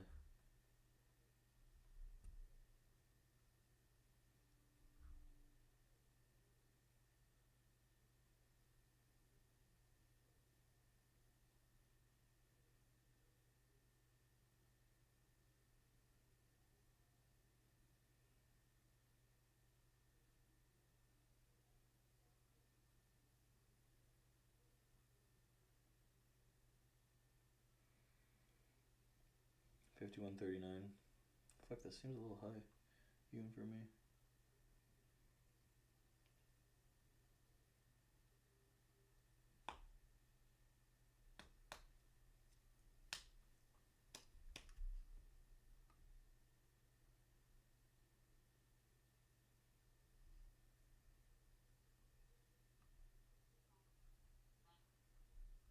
And we watch it go up without you.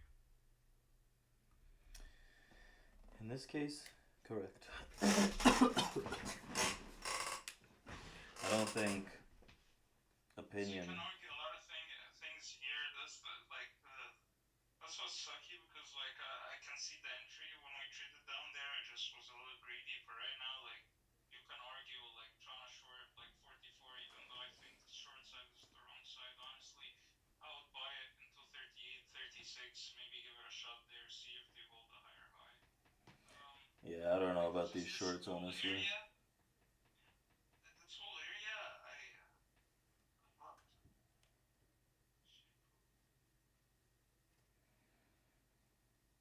It's not a good spot. No reason to take it, right?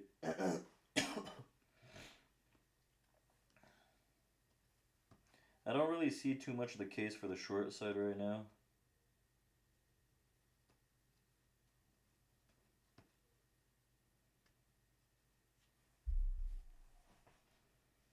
Like, what I'm seeing into this 44 is that they're selling aggressively into it getting trapped.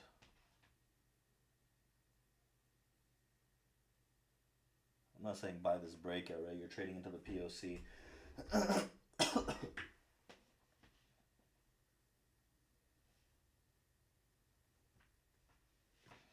I think that these moves lower are just on weaker buys rather than stronger sells.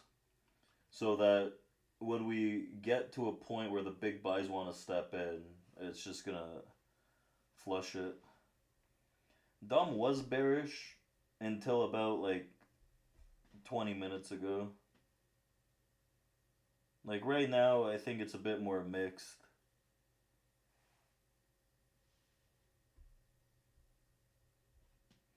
I would have liked that 25-20, but I just don't think that we get it.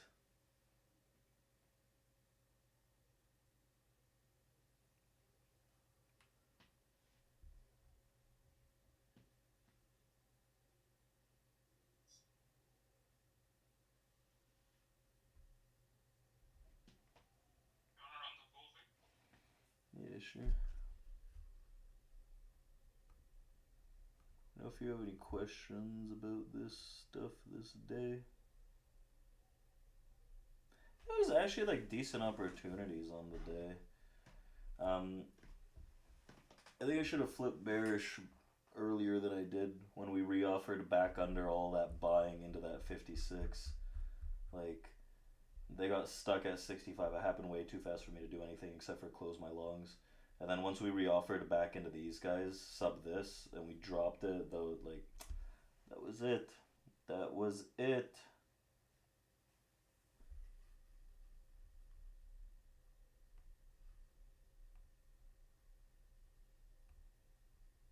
The way that they can end bad for you is like if you got stubborn on one side. Like I was betting early on, then we transitioned into the bear. So if you kept buying, it's something that you take a note of if you found in your analysis or sorry your trade reviews, because this is how today's like today can turn bad. The day that shows you like bullishness off the open, then it reverses and goes down the whole move. Like it's okay not getting the transition. You know, it's like nothing wrong with that. It's just it's not okay being stubborn and keep longing when it's not working. You might eventually get it, but, like, by the Like time you get it. yeah, how much are you gonna pay to find out? Might be a lot, so you don't put yourself in that position. If you bought key areas today, honestly, you probably would have been fine realistically. But, like, I bought 40 twice, which that's a low IQ move. Smooth brain.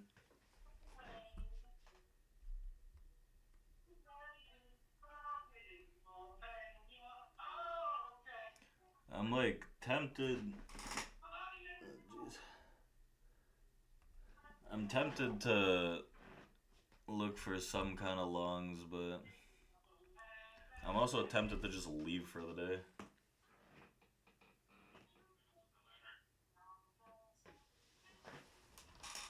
Orthodox Easter on Monday, so I'm gonna go. Yeah, I got it here too. Yeah. Sometimes I forget that you're Orthodox too. Bro, it's easier for me to forget that you are. You're in Egypt. I know it's great. Stick with the wire right after Easter.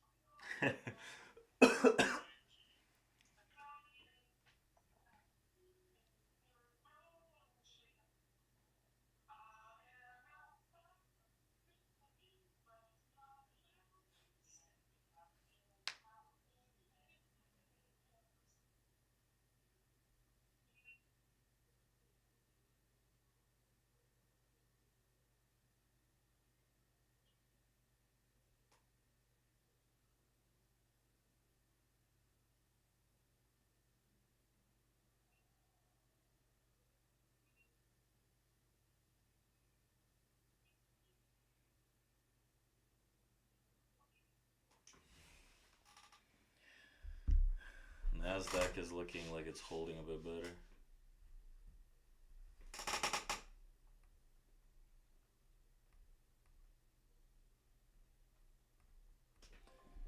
I'm not positioned right now, I'm just watching.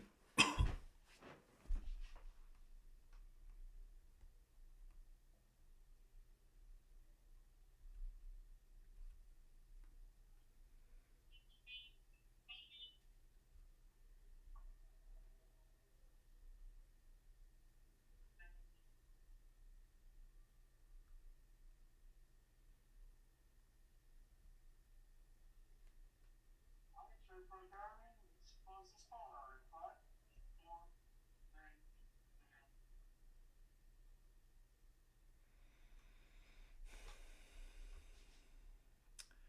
2. Better day than yesterday, that's for sure.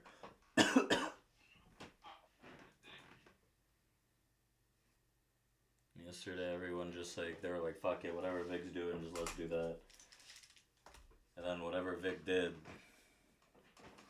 it took me 20 minutes to fuck it up, and then 3 hours to make it all right. Lesson in that.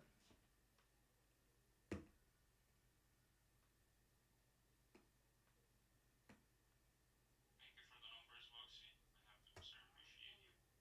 You wanna do a wrap up now?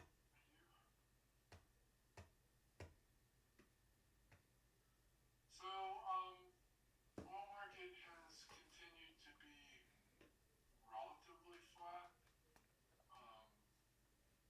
We've kind of started to trend down a little bit. So traders, your trends are down. Price action is below. We just put in a Globex low of 78.25.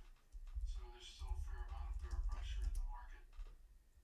So just keep your eye out, scout for the shorts. As long as we continue to make lower lows and lower highs, you can get on board and maybe get a run. Whatever you do, monitor your risk, connect to TRADEPRO, and preserve that capital. Gentlemen, thank you for another great day, another great week. I hope you gentlemen and all of TRADEPRO Academy has a great rest of today and a great weekend, and we'll see everybody on Monday. Ciao. Thank you, Boxy. Appreciate you, sir. Guys, as far as the life positive numbers, 70% today, so we did pretty well. Good job, everyone. Good job, Vic. Found some good trades earlier on the long side. I thought the first move was higher, and that's where like I kind of made my money. And after it started dumping lower, I kind of stayed off the short, stayed off trying the long. I just called it early, and that's where I'm at. But 70% life positive is honestly a great result.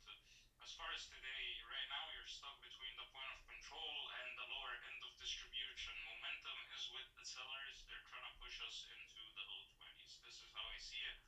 The mid 30s an area of interest considering we got stuck. It's just like how many times are we gonna trade it? If you wanna try a long there, just try it. Smaller size, the next big area becomes that mid 20. We'll see if we get there. An important thing for today for the buy side to continue into next week is where we close. If we start closing under 30s, if we start closing under 50s, it's actually not good for the continuous scenario of like keep buying the dip and it works. It's just like let's see. I'm curious where would we close today, and then yeah, great week, and thank you guys for being here with us. We'll do it again on Monday. Back to you. Yeah, pretty much the same thing, honestly. I'm gonna be watching to see if buyers step into this like mid-low 30, or otherwise we're just gonna trade 2025 on the ES. 920 area on the NAS or 870. Those are the two regions. I want to, like, NASDAQ's absorbing a bit better, closer to 920. But those are two regions I want to see buyers step in for one more punt long, right? But buy side's lost a lot of steam today. We've had some solid longs, some not okay longs, but those are two areas I'm gonna be hunting. I'm seeing if we can flip from there. Otherwise, that's it. That's it on the day. That's it on the week. So I want to thank you guys on YouTube as well for checking in with us, and everyone here for the week. Tougher week. Yesterday was a bad day, but I'll be doing reviews on those things. And then we'll do it again tomorrow. So we'll do Discord. We'll be in Discord into the afternoon, see if some kind of opportunity lines up. there's a pretty high probability I'm done on the day. Um, I'm wondering, should I open up some swing hedges to the short side with some puts, but I might be done on the day. I'm gonna look for two areas realistically. Like I said, on the spoos and the NAS to see if anyone wants to step in on the buy side. But otherwise, I don't know. Solid first 2 hours. I don't want to overdo it, and then we'll see you guys in Discord. So thanks again, guys. We'll do it again on Friday, next Friday on YouTube most likely, and then I'll see you everyone else in Discord. So enjoy the week.